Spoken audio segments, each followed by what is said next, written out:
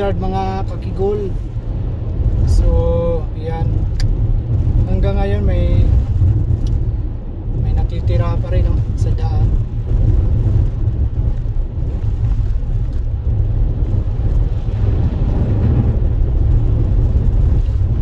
Medyo danlog ang daanan kayo. Ayan, no.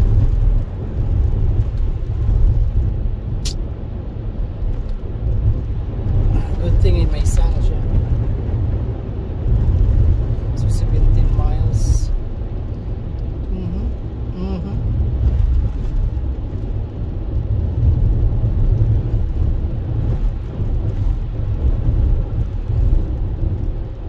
Timing lang din sa biyahe namin kasi hindi kami natapat sa blizzard ng after na. Eto, na-clear na nila yung daan. So it's a yes for me. Kita nyo sa bundok, oh, ganda tingnan, oh.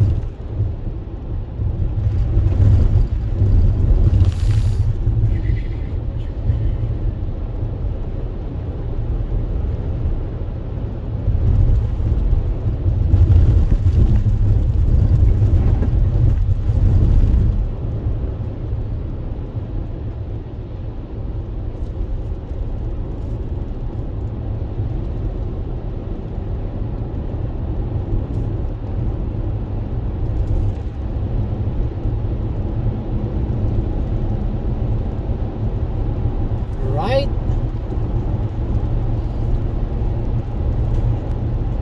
So yan nga, punta kami Montana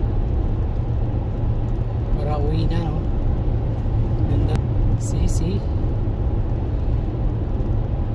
Enjoy nyo muna yung bundok na tinamaan ng araw.